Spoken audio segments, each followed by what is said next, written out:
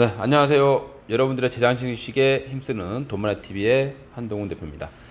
오늘은 내년 부자 될 수 있는 마지막 기회, 그 이유는, 이런 주제를 통해서 한번 말씀을 드려보도록 하겠습니다. 요즘 시장이 굉장히 어렵습니다.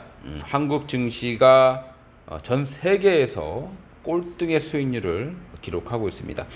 가장 어렵다고 하는 아르헨티나도 그동안에 엄청난 상승을 보여왔는데 한국 증시만 유독 어려운 그런 모습들을 보여주고 있습니다. 한국의 GDP 규모는 세계 11위를 기록하고 있지만 주식에서의 수익률은 전 세계에서 꼴찌라는 참 가슴 아픈 그런 결과를 나타내고 있습니다. 그렇다면 한국의 하락 이유가 뭔지 알아보도록 하겠습니다. 첫 번째는요, 미중 무역 전쟁과 한일 무역 전쟁입니다. 이 부분이 결정적이다라고 보시면 될 것 같습니다. 이것으로 인해서 공매도들이 판을 치면서 한국 증시를 폭락시키는 이런 사태를 만들어냈습니다. 두 번째는 기업 실적 악화와 경상수지 악화입니다. 이 부분은 미역 전쟁과 하나로 보시면 될 것 같습니다. 경상수지가 악화된다라는 것은 곧 환율이 올라간다는 것을 뜻하고요. 외국인들을 이탈을 불러오게 될 수밖에 없기 때문에 기업 실적의 악화는 그동안에 반도체 때문에 거의 발생했다. 반도체가 그나마 한국 증시를 살려왔었습니다. 근데 그 반도체가 미중 무역 전쟁으로 인해서 어려워지다 보니 시장이 폭락을 하게 되는 그런 모습이 발생을 하게 된 겁니다. 네 번째로 이제 부동산 급등으로 인해서 가처분 소득이 급감을 했다는 거죠. 우리 주식 하시려면 여유 자금이 있어야 됩니다. 특히 최근에 기관들의 매도가 많이 발생을 하고 있죠.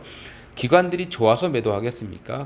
기관들은 개인들의 돈을 받아서 펀드라던가 돈을 받아서 매매를 하게 되는 거죠.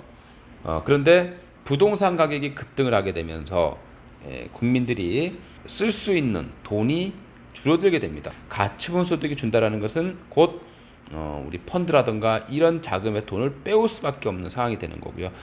그 더해서 주식을 할 돈도 많이 없다라고 보시면 되겠습니다. 그러다 보니 이 체력이 급격하게 저하되는 그런 흐름들이 발생했다고 보시면 되겠습니다. 다섯 번째는요. 주 5일 근무라든가 최저임금 인상으로 인해서 역시 소득이 급감을 하게 되는 거고요. 특히 기업들의 소득이 좀 크게 줄어드는 그런 역할을 보여주더라고 보시면 되겠습니다. 그 다음에 여섯 번째가 바로 공매도의 놀이터죠. 우리나라 현재 대차 잔고라고 합니다. 56조 원이 넘었죠. 물론 이 많은 금액이 전부 다 공매도가 돼서 들어오지 않았습니다만은 이게 늘어난다는 소리는 곧 공매도를 치기 위해서 주식을 빌린 사람들이 많아지고 있다는 것을 뜻하기 때문에 우리 공매도가 증가할 수밖에 없다라고 보시면 될 것 같고요. 여기저기서 악재성 루머를 퍼뜨리면서 공매도로 수익을 내는 그런 나라가 되어버린 거죠. 일곱 번째는요.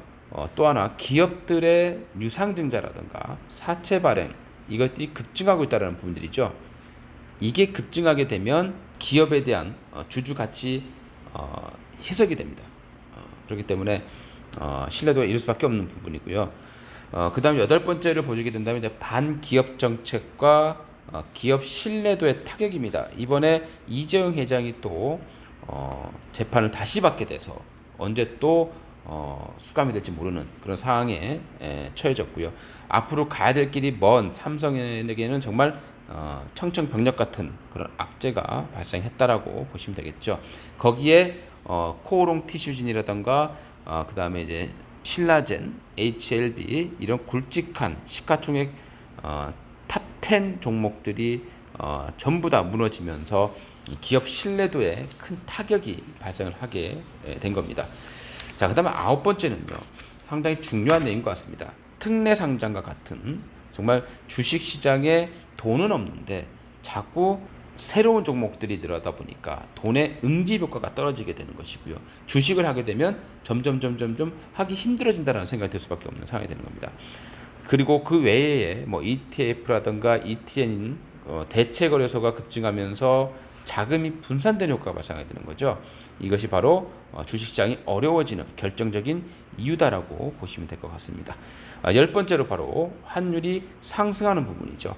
이 부분은 경상수지와 연계돼서 움직이기 때문에 경상수지 적자가 나게 되면 해외로 자금이 빠져나가게 되고요. 그로 인해서 외국인들이 이탈할 수밖에 없는 배경이 만들어지게 되는 겁니다. 이런 여러 가지 이유로 인해서 그동안에 한국 증시가 굉장히 어려웠죠. 근데 내년에 이제 어떤 현상이 발생하겠느냐, 내년에 어떻게 기회가 오느냐, 이게 가장 중요한 내용일 것 같습니다. 그동안에 트럼프 이제 1년밖에 남지 않았고요. 레임덕이 심해질 수 있는 그런 시기입니다. 그러다 보니까 트럼프에 대한 비난이 급증을 하고 있는 그런 상황이라고 보시면 되겠죠. 미국인 10명 중에서 4명이 트럼프가 경제를 망치고 있다고 생각을 하고 있고요. 150개의 자유무역연합회 기업들이 무역전쟁 연기를 공격적으로 해대고 있는 그런 상황입니다. 그리고 과거에 이 백악관에 근무했던 이 중요 인물들이요, 다 반기를 들고 있는 상황입니다. 메티스라는 사람은요, 동맹 없는 국가는 쇠퇴할 수밖에 없다, 이런 얘기를 하면서 트럼프의 이 보호무역주의를 굉장히 강하게 비난하고 있는 그런 상황이고요. 전 국가안보 보좌관인 맥메스터 같은 경우는 트럼프가 유치원 진원을 가진 멍청이다, 이렇게 표현을 하고 있는 그런 상황입니다.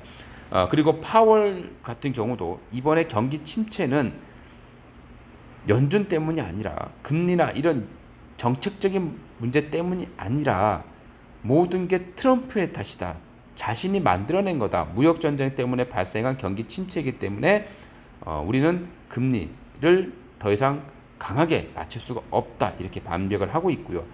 전 뉴욕은행의 총재, 이 사람은 또 연준이 재앙적인 트럼프를 도와서는 안 된다, 즉 금리를 내려서는 안 된다, 이렇게 강하게 반기를 들고 있는 그런 상황입니다. 트럼프의 입지가 가면 갈수록 좁아질 수밖에 없고요. 내년이면 대선이 이제 시작이 됩니다. 대선 레이스가 시작이 되죠. 내년 2월 달부터 본격적인 레이스가 시작이 된다라고 보시면 되겠습니다. 내년 2월 11일이죠. 2020년 2월 11일 뉴햄프셔라는 곳에서요, 첫 예비 선거가 시작이 됩니다. 이때부터 이제 미국의 대선 레이스가 시작이 됩니다. 트럼프가 본격적으로 진화에 나서야 되는 그런 시점이다라고 보시면 되겠죠. 그럼 트럼프가 지금까지는 굉장히 공격적인 그런 모습을 보여줍니다만은 경기가 침체되기 전에, 지금 이미 미국의 경제는 침체 징후가 굉장히 강하게 발생을 하고 있다는 겁니다. 첫 번째로 아래 공포, 장단기 금리가 역전된 부분이고요. 2년물과 10년물이 역전되고 나서 1, 2년 안에 침체가 안 온 적이 단 한 번도 없었다라는 점입니다. 그리고 최근에 미국의 상류층이 소비를 위축시키고 있는 상황이고요.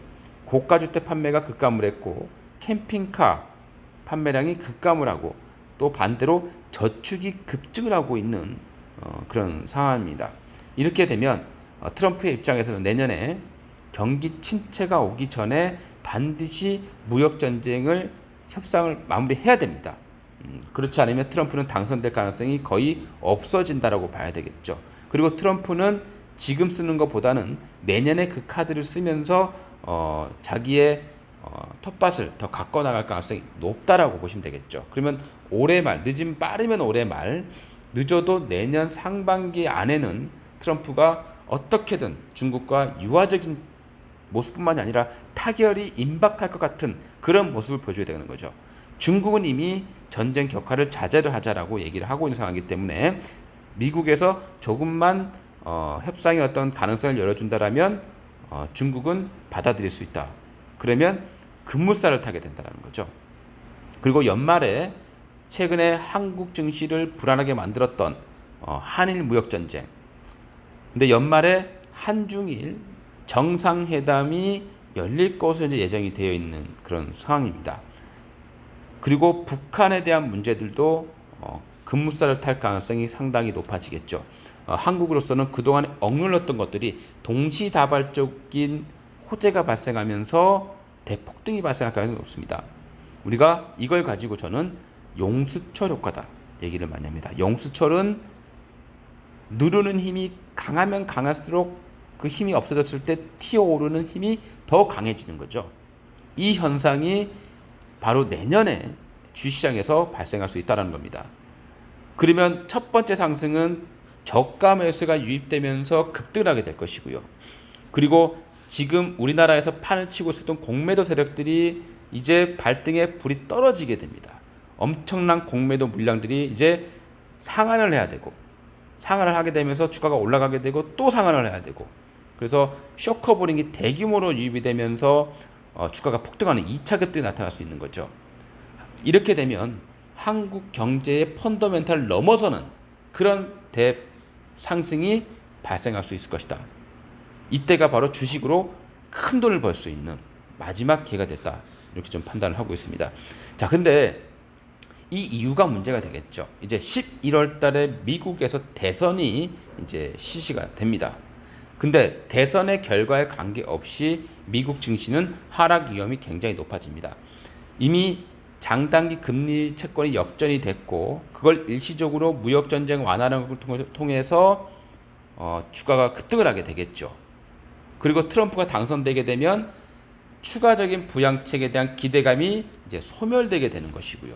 만약에 민주당 쪽에서 당선이 된다고 했을 때는 그동안에 트럼프가 대규모 감세라든가 뭐 여러 가지 억측스러운 그런 정책으로서 시장을 끌어올려 놨는데, 그런 경제가 나중에 다음 대선 후보에게 그 책임이라기보다는 뒤처리를 해야 되는 그런 어려움을 맞게 됐다는 거죠. 그렇기 때문에 미국 대선 이후부터는 미국 증시가 크게 흔들릴 가능성이 높다, 이렇게 판단해 보시면 되겠죠. 그러면 내년에 부자 될 수 있는 정말 좋은 방법은 상반기는 주식 투자로 대박을 터뜨려 하셔야 될 거고요. 하반기에는 하방에 베팅을 하셔야 됩니다. 즉 시장이 하락할 때 수익 나는 이 ETF라든가 ETN 이런 제품들을 통해서 또 큰 수익을 낼 수 있는 그런 기회가 반드시 오게 되어 있습니다. 다음 시간에는 그러면 내년 하반기에 하방으로 베팅해야 될 때 어떤 거를 베팅을 해야 되는지 그 중요한 상품들에 대해서 알려드리도록 하겠습니다. 이상 돈마니TV의 한동훈 대표였고요. 우리 투자자분들 많이 힘드실 겁니다. 주식은 항상 힘든 뒤에 또 행복이 다가온다라는 거 잊지 마시고요. 좋아요, 구독 꼭 눌러주시기 바라겠습니다. 다음 시간에는 하방에 베팅하는 방법, 이 부분에 대해서 강의를 해드리도록 하겠습니다. 감사합니다.